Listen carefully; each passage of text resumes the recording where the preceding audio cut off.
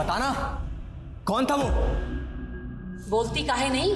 वहां तो बड़ा हाथ पे हाथ पकड़े खड़ी थी उसका। मम्मी हमने हाथ नहीं पकड़ा था, वो प्रदीप था, हमारा पहला पति। पति? हमरी तो किस्मत ही फूट गई। एक तो उम्र से बड़ी औरत से अपने बेटे की शादी करा दी, ऊपर से पति भी आ धमका।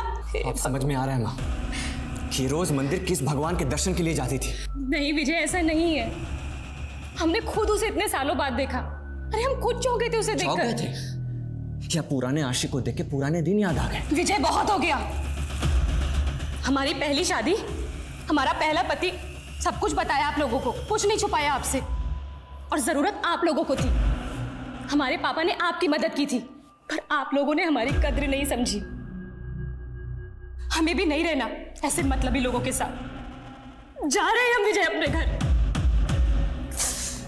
बुद्धि खोड़ी लाल लगान, खाए चना और बोले बादाम। अंजलि बेटा, एक बार और सोच।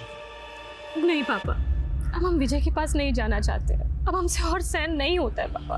बेटा, सहना तो तुझे यहां भी पड़ेगा। तू तो अपने भाई भाभी को जानती है ना।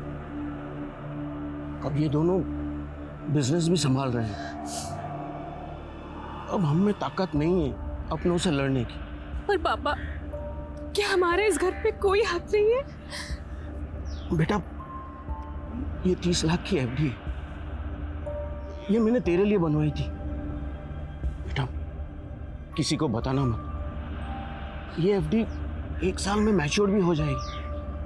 बेटा, तब तक एक कोशिश करके देख ले, शायद विजय का दिल तू जीत पाए।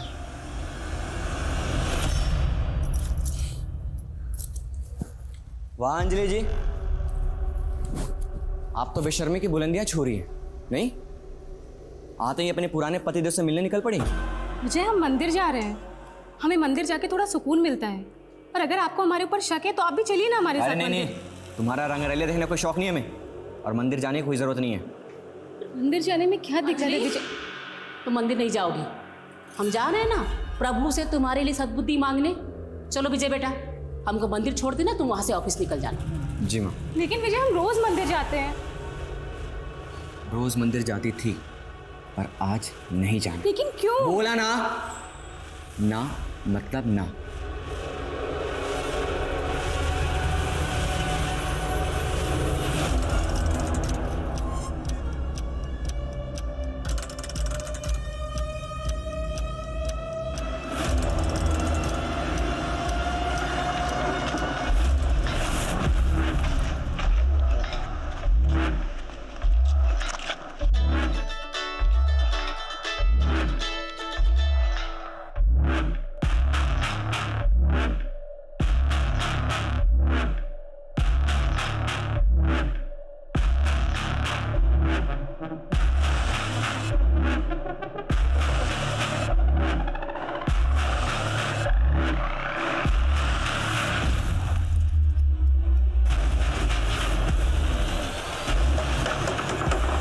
खोला। हाँ साहब। हाँ सर हम लाश को देख के बहुत डर गए थे सर, इसलिए सर हम बाहर मदद के लिए आए थे, पर कुछ दिखा ही नहीं सर। पड़ोसी से बहुत आवाज़ें आ रही थी सर, इसलिए मैंने जाकर दरवाज़ा खोल दिया। घर में घुसने से पहले पड़ोसी की कुंडी बंद की गई। हाँ, तो जो भी किया गया बड़ी प्लानिंग से किया गया। पिछले दिनों आपने किसी ऐसे अनजान आदमी को यहाँ पर देखा जिसको देखकर आपको कुछ अजीब लगा?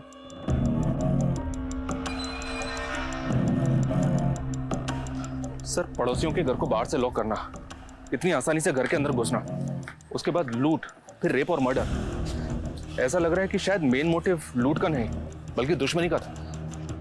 अगर कत्ल का मकसद दुश्मनी निकालना था तो सवाल यह है कि दुश्मनी किससे निकालेगी? अंजलि से या अंजलि को मारकर उसके परिवार से? सर आसपास कोई सीसीटीवी नहीं है, पूरा घर छान मारा पर कोई मर्डर वेपन नहीं है। कौन लोग थे, कहाँ से आए, कहाँ गए, किसी ने नहीं देखा। अंजलि और विजय का बैकग्राउंड खंगालो और बॉडी को पोस्टमार्टम के लिए भेजो।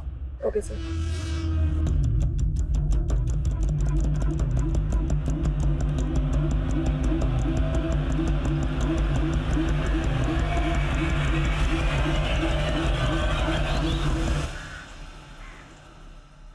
सर एक नया एंगल सामने आया।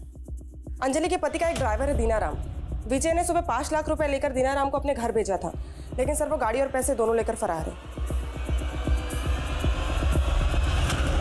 का हाथ हो सकता है? पूरे चांसेस हैं सर। ये दीनाराम जिस घर में रहता था उसके मकान मालिक से बात की मैंने। उसने बताया कि दीनाराम ने 2 दिन पहले घर छोड़ दिया था। मतलब सब कुछ वेल प्लान तरीके से किया गया।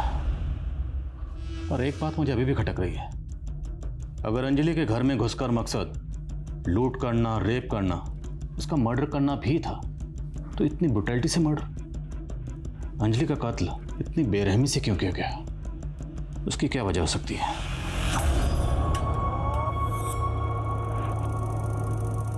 हमारी ही गलती थी। अंजलि तो वापस जाना नहीं चाहती, हमने ही उसे वापस भेजा। काश हम उसे मना कर देते। विजय ने ही मारा है मेरी बेटी को। देखिए, हम पूछताछ कर रहे हैं, जो भी गुनहगार होंगे उन्हें सजा जरूर मिलेगी। अंजलि की किस्मत ही खराब थी। उसका पहला पति भी बहुत ही कमीना निकला और दूसरा पहला पति? प्रदीप बहुत ही कमीना आदमी है वो। चक्का खा गई मेरी प्यारी अंजलि। प्रदीप बहुत ही मारता था मेरी बेटी को, बड़ी मुश्किल से उससे छुटकारा दिलवाया था। लेकिन ये विजय उससे भी बड़ा कमीना निकला, बहुत ही गिरा हुआ था सर वो। तो विजय और अंजलि की शादी कैसे हुई? I mean, अंजलि पहले से शादीशुदा थी और विजय से उम्र में भी काफी बड़ी थी।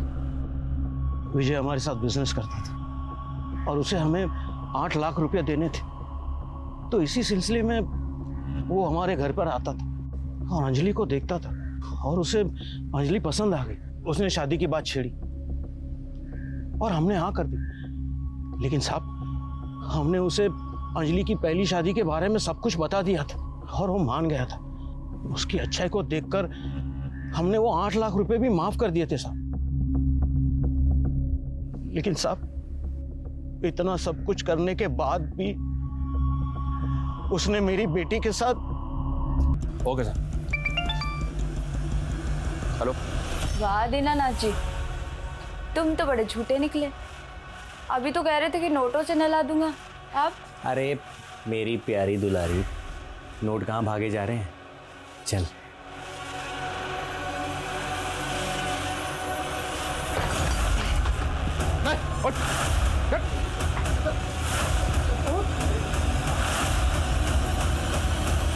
चेक कर सर।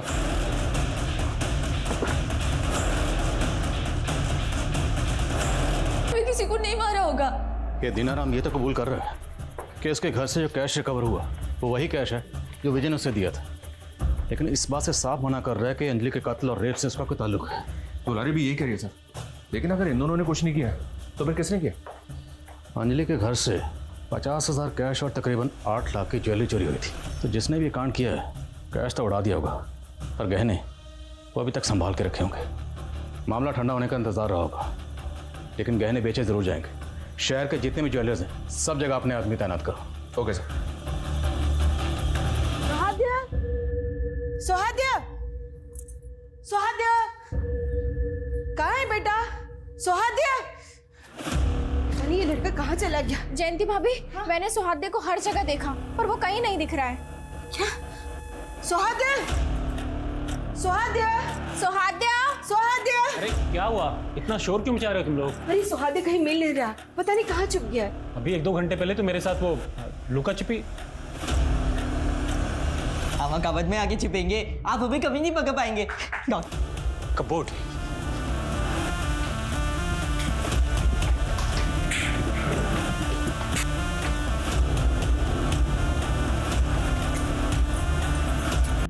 तुम दोनों मियाँ बीवी में अक्सर झगड़े होते थे। सर, हम मानते हैं कि अंजलि को हम पसंद नहीं करते थे, लेकिन सर उसको मारकर हम अपनी जिंदगी काहे बर्बाद करेंगे? इतना तो हमें भी पता है कि अंजलि को तुमने नहीं मारा। ये किसी प्रोफेशनल का काम है, किसी प्रोफेशनल सुपारी किलर का। अब अंजलि की सुपारी तुमने नहीं दी तो अंजलि की सुपारी और कौन दे सकता है? सर प्रदीप दे सकता है, हमारी पत्नी का पहला पति।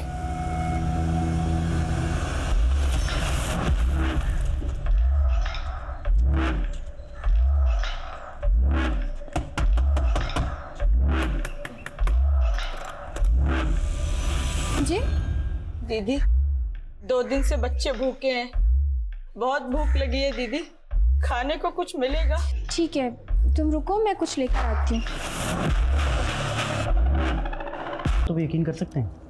बिल्कुल कर सकते हैं शर्मा, क्योंकि सौहार्द आम आदमियों की तरह सच में झूठ नहीं मिला सकता। उसने वही कहा जो उसने देखा, अनजाने में। शायद उसको पता नहीं कि उसने कितनी भयानक वारदात देखी है। और सर अगर सौहार्द की माने तो डॉक्टर अजीत उसके भाई की बीवी रूपा, दोनों के बीच में अफेयर चल रहा था सर। सर ये भी तो हो सकता है कि जिसने रूपा और अजीत का मर्डर किया वो और कोई नहीं बल्कि मनीष। उसे रूपा और अपने भाई के अफेयर के बारे में पता चल गया हो और उसने। और जब रेप हो रहा था तब जो औरत वहां पर मौजूद थी वो जयंती हो सकती है। जयंती और मनीष दोनों के फोन बंद है। पता करो इन देवर भाभी के बारे में। सर पापा के बीच कोई गलत संबंध नहीं थे। झूठ बोल रहे हैं सर, मनीष भाई साहब को सब पता था। दरअसल रूपा और अजीत के रिश्ते को उन्होंने ही बढ़ावा दिया था। क्या? दरअसल मनीष भाई साहब कुछ कमाते नहीं थे, सारी जिम्मेदारी हमारे पति पर थी। उनके टुकड़ों पर पल रहे थे, इसलिए मनीष भाई साहब अपनी बीवी रूपा को हमारे पति अजीत के पास भेजते थे। और आप ये सब सह रही थी? और कोई चारा भी तो नहीं था सर, क्या करते। हमारे बेटे की कंडीशन तो आप जानते हैं ना, उसकी दवाइयाँ, उसके भविष्य के बारे में हम नहीं सोचते तो और कौन सोचता। पर कुछ वक्त से अजीत ने अपनी बेशर्मी की सारी हदें पार कर दी। जो हरकतें वो बंद कमरे में करता था वो खुलेआम होने लगी। बस हमारा सब्र खत्म हो गया, इसलिए हम अपने मायके चले गए। सर हमने अजीत और रूपा को नहीं मारा है, हम सच कह रहे हैं। हम अपने बच्चे की कसम। सभी ज्वेलर्स को अलर्ट पे रखा है, लेकिन अभी तक कोई भी ज्वेलरी बेचने आया नहीं है। तो शायद हमें अपना तरीका बदलना पड़ेगा। अभी तक हम ज्वेलर शॉप पे फोकस कर रहे हैं, जबकि काले धंधे अक्सर रात के काले अंधेरों में किए जाते हैं। एक काम करो, जितने भी लोग इस तरह के गहने बेचने और खरीदने के सस्पेक्ट हैं, सबकी लिस्टिंग करो। सबके घरों के बाहर सिविल ड्रेस में अपने आदमी तैनात करो, नजर रखवाओ दिन रात। Okay sir. पुलिस को कुछ वक्त लगा, चोरी के जेवर बेचने वालों पर उन्होंने सख्त निगाह रखी और बसंत नाम के एक शख्स पर उनकी निगाह आकर टिक गई। बसंत जौहरी था, लेकिन चोरी के गहनों की खरीद बिक्री वो अपने घर से करता था, वो भी उन लोगों के साथ जिन्हें वो पहले से जानता था। पुलिस के लिए काम कर रहे खबरी पहले चोरी चकारी में सम्मिलित थे। पुलिस ने उनकी मदद ली, जाल बिछाया और बसंत को धर दबोचा। या तो चोरी का माल खरीदने के जुर्म में हम तुझे यहीं रख दें लॉकअप में, या फिर अगर तुझे बचना है तो हमारी मदद कर। ठीक है साहब, मैं आपकी मदद करने के लिए तैयार हूँ, लेकिन सर मेरे पास उनका नाम पता कुछ नहीं है। जब भी उनके पास कुछ माल आता तो वो मेरे पास खुद आते हैं। हमारे आदमी 24 घंटे तुम्हारे घर पर तैनात रहेंगे, गलती से भी गलती करने की सोचना मत। नहीं साहब। पुलिस ने बसंत के घर पर दिन रात पहरा लगाए रखा। हफ्ते गुजर गए, महीने गुजर गए, पुलिस ने अपना सब्र बनाए रखा और 78 दिन बाद बसंत के घर एक दस्तक हुई।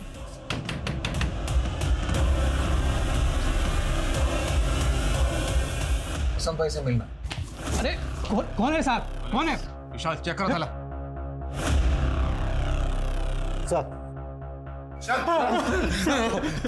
साहब मैं अरविंद हूँ, ये शंकर है। साहब वो जेवरात हमें रास्ते में पड़े मिले थे, चोरी नहीं किए। उनको बसंत भाई के पास बेचने के लिए ले जा रहे थे, चोरी नहीं की साहब हमने। आपको लगता है कि इस उम्र में हम चोरी चकारी करेंगे? हम मामूली से इंसान है साहब, एक टोकरी चाकरी करने वाले। वो गहने नीचे पड़े दिखे ना तो लालच आ गया साहब और चले गए बसंत भाई के पास। तुम लोग नौकरी पेशे वाले मामूली लोग हो ना, तो चोरी चकारी का माल खरीदने वाले बसंत को कैसे जानते हो? वो क्या? जब तक सच ना बोले मरम्मत चालू रखो। चोरी नहीं की साहब, तो। और कौन कौन शामिल है? और ये लोग पूर्णिमा को शुभ मानते हैं, और ये पूरी लूटपाट करने के बाद लूटपाट का जो माल है उसे बेचने के लिए गिरोह के यंग लोग नहीं बल्कि बुजुर्ग लोग जाते हैं, ताकि किसी को अरविंद और शंकर की रिमांड कब खत्म हो रही? 10 दिन बाद सर। और पूर्णिमा कब? 4 दिन बाद। अरविंद और शंकर से कहो कि 10 दिन से पहले हम उन्हें छोड़ने वाले नहीं। Okay sir. त्रिपाठी सर।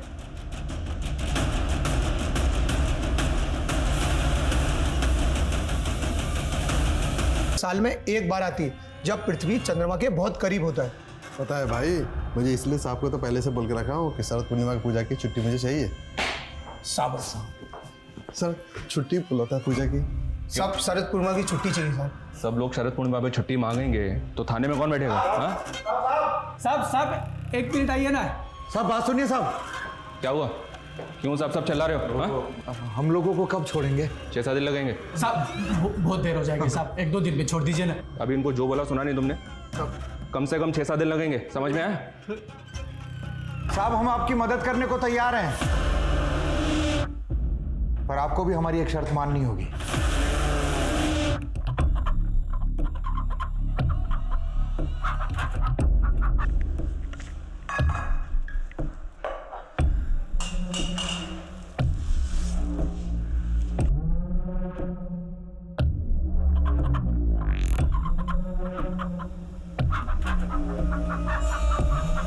से गद्दारी तो नहीं कर सकते, लेकिन आज आपने जो हम पर एहसान किया है उसे चुकाने के लिए हम कुछ भी करने के लिए तैयार हैं। हाँ सर, हम बता सकते हैं पांडुपलिया गैंग तक कैसे पहुंचा जाए। तुम लोग जानते हैं इस वक्त वो कहाँ? नहीं साहब, हमारा तो काम सिर्फ जेवरात को बेचना है, लेकिन हम मज्जारों का गैंग किन किन जगहों पर कितनी देर के लिए रुकता है ये हम आपको बता सकते हैं। किन किन जगहों पर?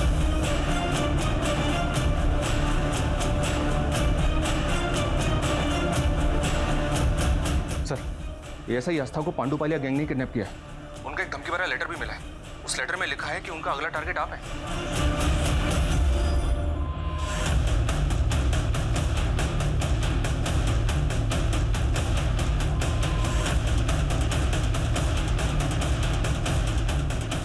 जैन सर।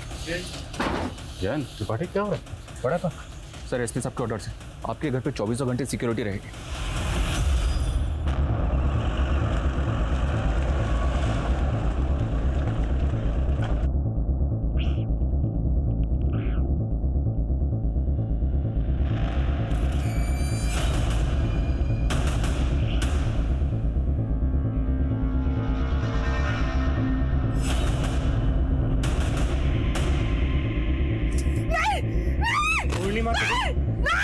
खून से नहाऊंगा मैं।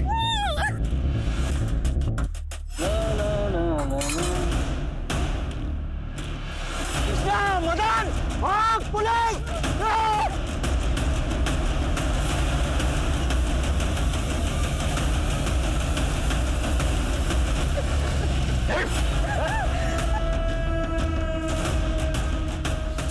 चल।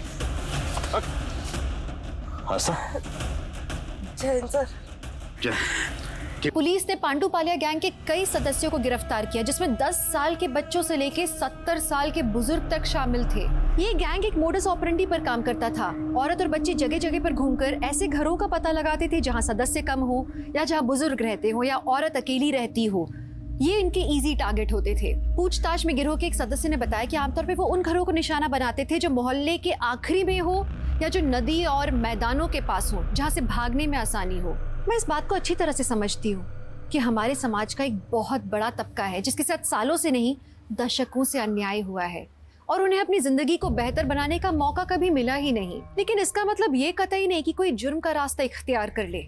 इस तरह से तो पिछड़ा वर्ग और पिछड़ा हो जाएगा और पिछड़े वर्ग का हर सदस्य मुजरिम बन जाएगा। लालच एक ऐसा नशा है जो जमीर पर हावी हो जाता है। इंसान सही और गलत के बीच में अंतर नहीं कर पाता, कहाँ रुकना चाहिए वो समझ नहीं पाता।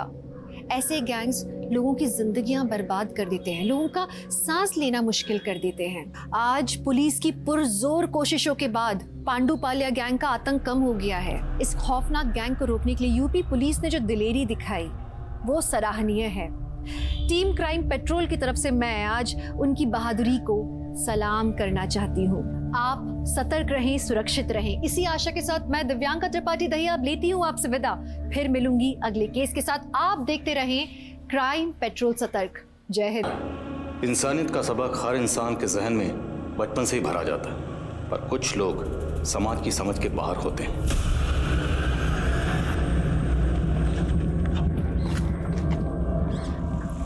मैम, टायर पंक्चर हो गया। यहाँ तो आसपास मैकेनिक भी नहीं मिलेगा रतन। पवन, तुम छत पे जाओ, पांडे दरवाजे पर आओ।